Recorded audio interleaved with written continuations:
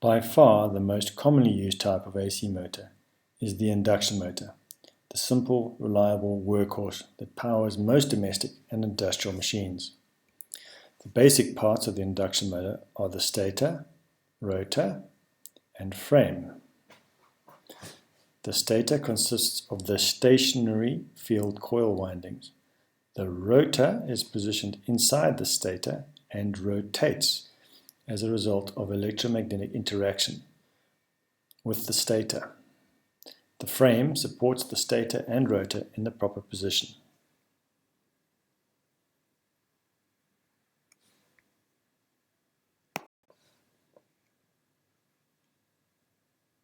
The theory of operation of the AC induction motor has some similarities to that of the stepper motor or brushless DC motor. Recall that those motors work by having their field poles energized in sequence around the stator. The rotor is pulled around because it is attracted to the sequentially energized poles. With stepper motors and BLDCs, special switching circuits are required to turn the field windings on and off. The AC motor also works by rotating the stator field, but it makes use of the natural alternating nature of the AC wave to turn the field coils on and off sequentially. The AC induction motor does not need brushes because the motor is essentially a passive device that is continuously being pulled in one direction. To use in an old analogy, the rotor is the horse and the rotating stator field is the carrot.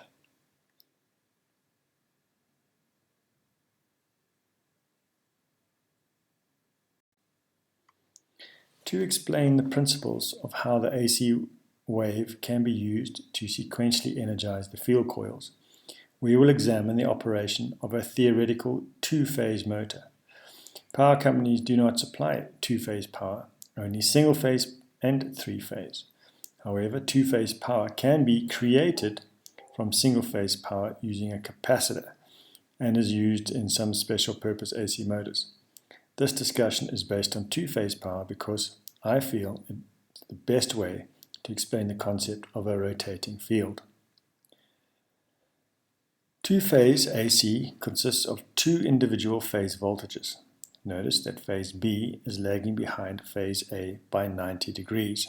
That is, phase A peaks at 0 degrees or 0 degrees and phase B peaks 90 degrees later. The two-phase motor is connected so that the phase A energizes the top and bottom poles and phase B energizes the left and right poles. The action of two-phase AC on the motor is to cause the stator magnetic field to effectively rotate clockwise, called a rotating field, even though the coils themselves are stationary. At 0 degrees phase, A is at its peak voltage, while phase B is at 0 volts. At this point, phase A has all the voltage and phase B has none. Therefore, the windings connected to phase A, top and bottom, will be energized, and the windings connected to phase B, left and right, will be off. The polarity of the applied voltage causes the top winding to present a north magnetic pole to the rotor and the bottom winding to present a south magnetic pole to the rotor. At 90 degrees later in the power cycle, phase A voltage has gone to 0 volts, de-energizing the top and bottom windings, and phase B has risen to peak voltage, energizing the left and right windings. Specifically, the positive phase B voltage will cause the right side winding to present a north magnetic pole to the rotor, and the left winding to present a south magnetic pole.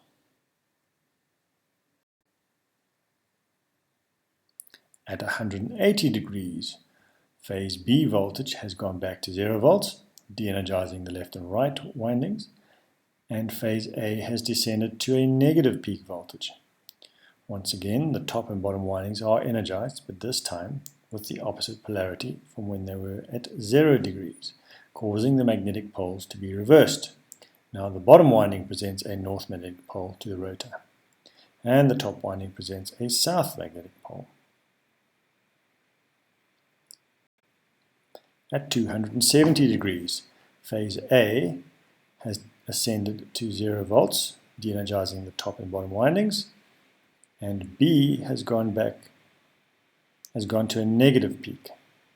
Once again, the left and right windings are energized, but this time with the left winding presenting a north magnetic pole to the rotor, and the right winding a south magnetic pole.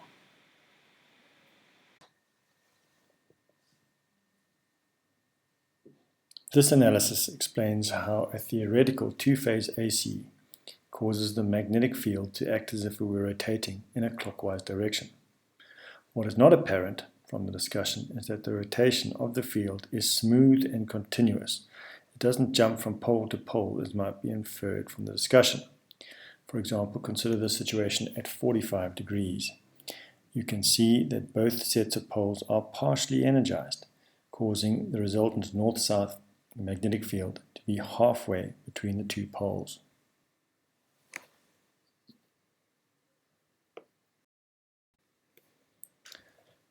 Mechanical rotation of the rotor is a result of the rotor being pulled around in a clockwise direction, chasing the rotating field.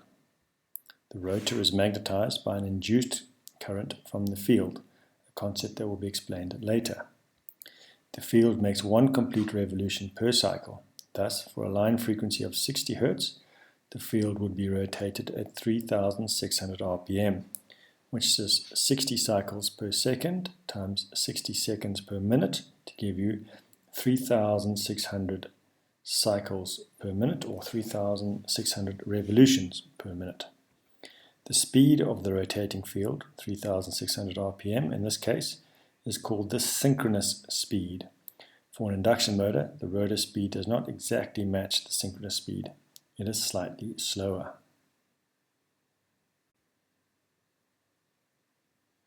The motor under discussion would be called a two-pole motor, even though it has 4 individual poles, because the pole designation of an AC motor refers to the number of individual poles per phase. The reason? Motor speed is proportional to poles per phase, not simply the number of poles. In this case, 4 poles divided by 2 phases gives you a two-pole. An AC motor can be built to go slower than 3,600 RPM by increasing the number of pole sets. For example, if the motor had 2 complete sets of poles, it would turn 1/2 revolution for each cycle, giving it a synchronous speed of 1,800 RPM. This would be called a 4-pole motor because 8 poles divided by 2 phases is equal to 4 poles. If the motor had 3 sets of poles, making it a 6-pole motor, it would turn at a synchronous speed of 1,200 RPM, which is 1/3 of 3,600 RPM. This idea can be expressed in a synchronous equation. SS is equal to 120 times F over P, where SS is the synchronous speed in RPM. The motor speed is actually somewhat less, as will be explained later. F is the frequency of the AC line, and P is the number of field poles per phase. Some motors are designed so that the number of poles can be changed by re-terminating wires in a junction box. This way, the same motor can be set to run at different speeds as the application requires. For example, when it's operating as a 2-pole motor, the speed is 3,600 RPM. When it's operating as a 4-pole motor, the speed is 1,800 RPM. The rotor of the AC motor must act like a magnet in order for it to be pulled around by the rotating stator field. A diagram of the rotor is represented in Figure A. It consists of a number of aluminium or copper bars connected with 2 end rings. Because this configuration reminded someone of a squirrel cage, it's called a squirrel cage rotor. The squirrel cage rotor has no magnetic properties when the power is off. However, when the AC power is applied to the stator windings and the stator field starts rotating, the rotor becomes magnetized by induction. It works like this: as the stator field rotates past an individual bar, the field strength in the bar rises and falls. This changing magnetic field induces a voltage in the bar, and the voltage causes a current to flow. The current flows through the bar, through the end rings, and back through the other bars. This current causes the bar to have a magnetic field, and it is this field interacting with the rotating stator field that produces the mechanical torque. Figure B shows a rotor with bars that are actually embedded in slots of a ferromagnetic core. No insulation is between the bars and the iron core because the bars present a much lower resistance than the laminated iron sheets that make up the core. For this motor to work, a voltage must be induced from the stator to the rotor, but this can only happen when the magnetic field is changing.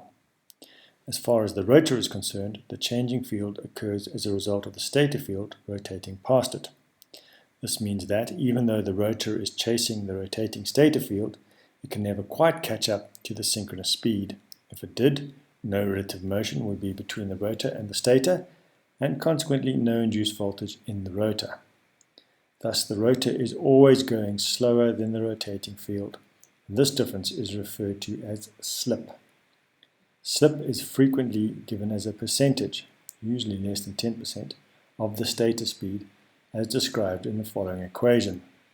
Slip is equal to SS minus SR over SS, where SS is the synchronous stator speed and SR is the rotor speed.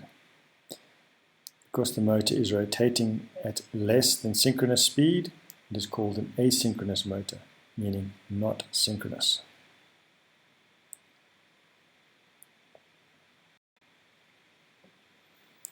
Let's have a look at calculating slip. A typical washing machine motor has a rated speed of 1,725 RPM. What is the slip in percentage at this speed?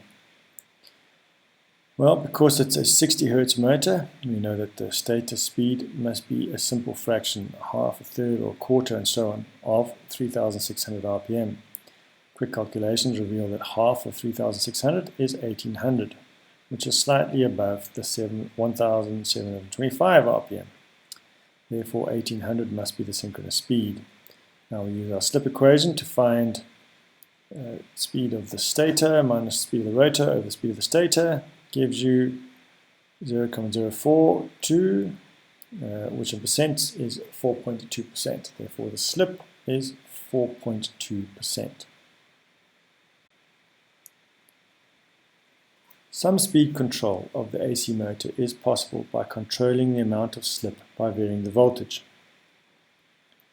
For constant load, the slip will increase as the voltage is lowered because reducing the applied voltage reduces the strength of the rotating magnetic field, and the rotor must slip more to get its required induced current.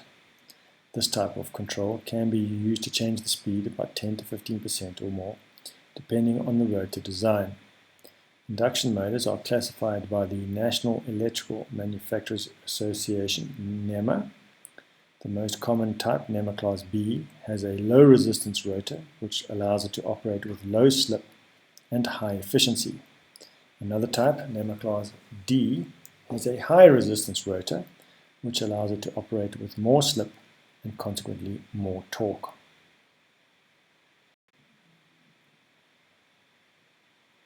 A torque speed curve for the induction motor is shown, and is very useful for understanding motor behavior. This curve shows the torque available at various motor speeds. The maximum possible speed, 1800 RPM in this case, is the speed of the rotating stator field, that is, the synchronous speed. However, there is no torque at this speed because the motor needs some slip to operate. To get full load torque, a point defined by the manufacturer, the rotor must be slipping some, in this case reducing the speed to 1,725 RPM. These motors have good speed regulation in the operating range, that is, speed changes little over a wide range of load torque demands. Also notice that the AC motor behaves something like a DC motor in the operating range, that is, as the load increases, the speed decreases. However, at a certain point, called the pull-out torque, the torque drops off sharply, even though the speed is still decreasing. In real life, this means that if the load on a motor was increasing, the speed would decrease until the motor load reached the pull-out torque, at which point the motor would quickly stop turning. The starting torque will depend on the type of motor, but it's typically 1.5 times greater than the rated load, and unlike the DC motor, it is not the maximum torque available.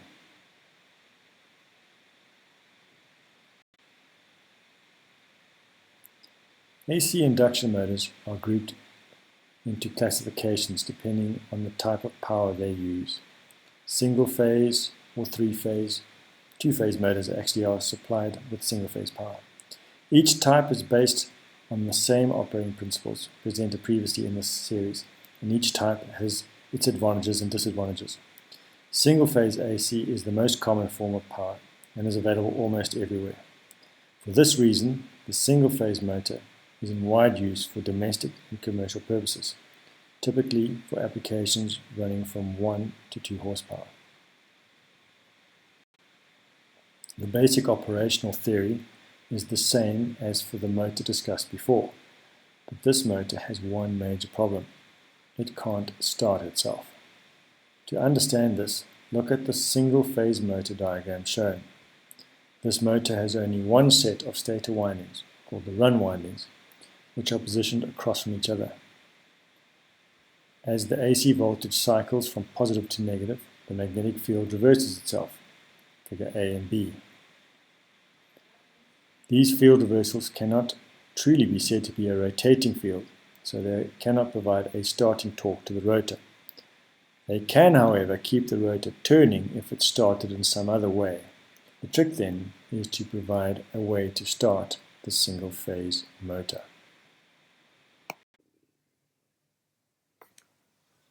The most common way to start a single-phase motor is to use a second set of windings, called the start windings, which are only energized during the startup period.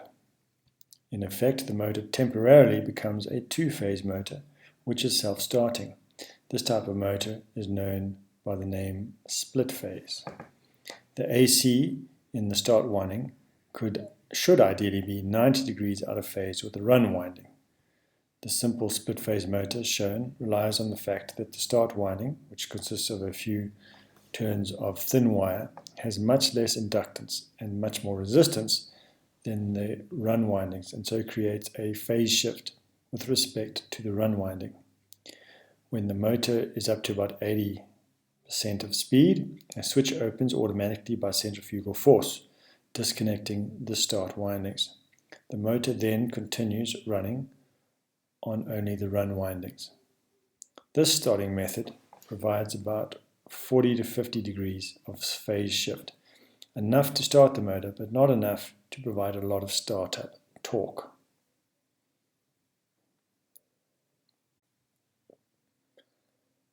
Another way to create the necessary phase shift between the run and start windings is with a non-polarized capacitor. When the motor is started, the centrifugal switch is closed and the capacitor causes the current in the start windings to lead the current in the run windings. Once the motor is running, the switch opens and the motor continues to operate in single-phase mode on the run windings. The capacitor start motor can achieve a full 90 degrees phase shift between the run and start windings, with the consequence of a higher starting torque. There are a number of variations of the split-phase type of single-phase motor.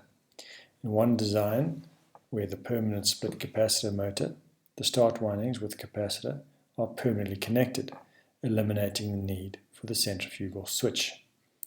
This design increases the torque of the motor, simplifies the hardware, increases the reliability, and improves the power factor. Power factor is discussed later in the chapter. These motors also run more quietly with less vibration. Another motor design, the two-capacitor motor, is shown. This motor uses a larger value capacitor for starting and then switches to a lower value for running. Two capacitor motors enjoy the same performance benefits as the permanent split capacitor motor because the run capacitor introduces some phase shift, which more closely approximates the rotating field. All single-phase motors discussed so far will start off turning in the same direction with each power-up. By reversing the polarity of one of the windings, the motor will start and run in the opposite direction. Fractional horsepower motors can be shaded pole motors, which do not require a separate start winding for them to start. Instead, a small portion of each pole is separated from the rest and encircled by a copper band, as is shown in Figure A.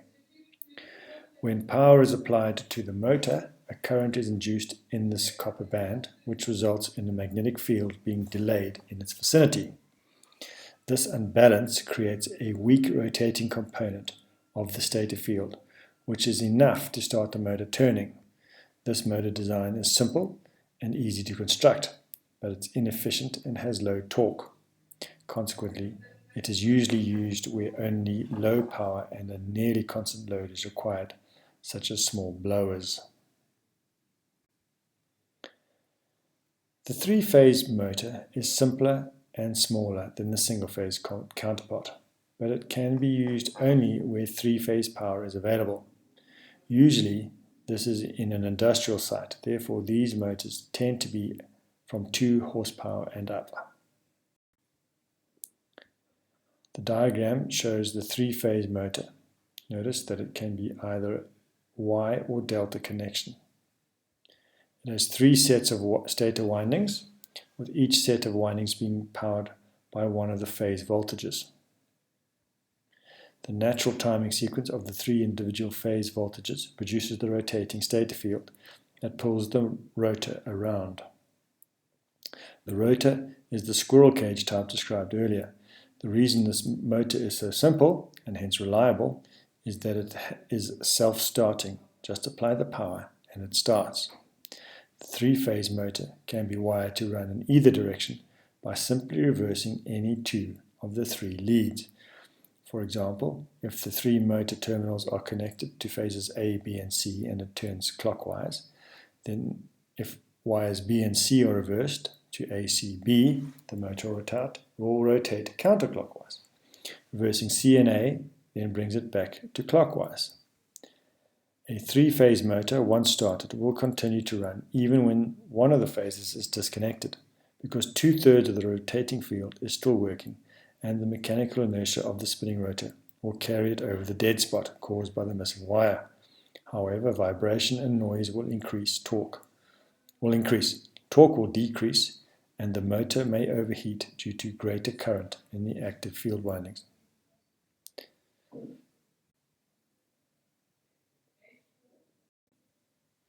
The split-phase control motor is technically a 2-phase motor because it has 2 sets of windings.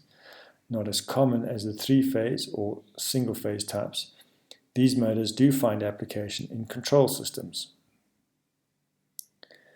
The operating parameters that make them desirable are they are self-starting and they can easily be controlled to turn in either direction. Typically, they are less than 1 horsepower and are used to move something back and forth, such as opening and closing a valve or raising and lowering a garage door. The problem is that 2-phase AC is not available directly from the power company. It must be created, usually from single-phase AC. This adds some complexity to the system, but it does provide the opportunity to control the direction of rotation of the motor and hence its value as a back and forth type of actuator in a control system. The required 2-phase power is created from single-phase AC by placing a capacitor in series with one of the windings. The capacitor causes the current in winding 2 to lead the line current in winding 1 by almost 90 degrees. It doesn't have to be exact. To change the direction of rotation, the capacitor must be able to switch so that it is in series with the other windings. Such a circuit is shown in Figure A. notice that the switch is in the down position, which causes the line voltage to be applied directly to winding 1, while winding 2 is fed through the capacitor. In figure B, the switch is in the up position, which allows winding 2 to get the line voltage, while winding 1 is fed through the capacitor. This causes the motor to rotate in the opposite direction.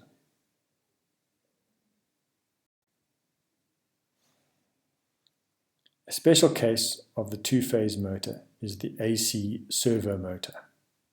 This is a high-slip, high-torque motor designed specifically for control systems, and it has a relatively linear torque speed curve.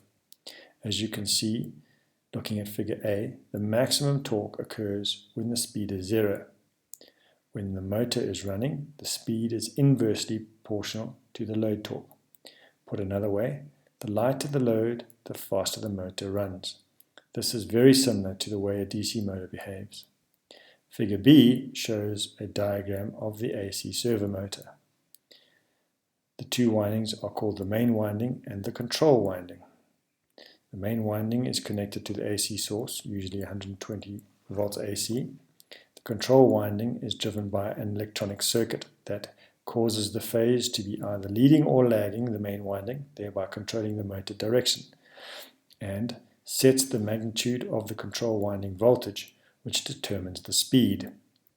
Typically, the maximum control winding voltage is about 35 volts AC. If the control winding is at 0 volts, the motor will coast to a stop, even though the main winding is still connected to the line voltage. This is different from a normal induction motor that will continue to run on a single phase. This brings us to the end of the section on asynchronous motors.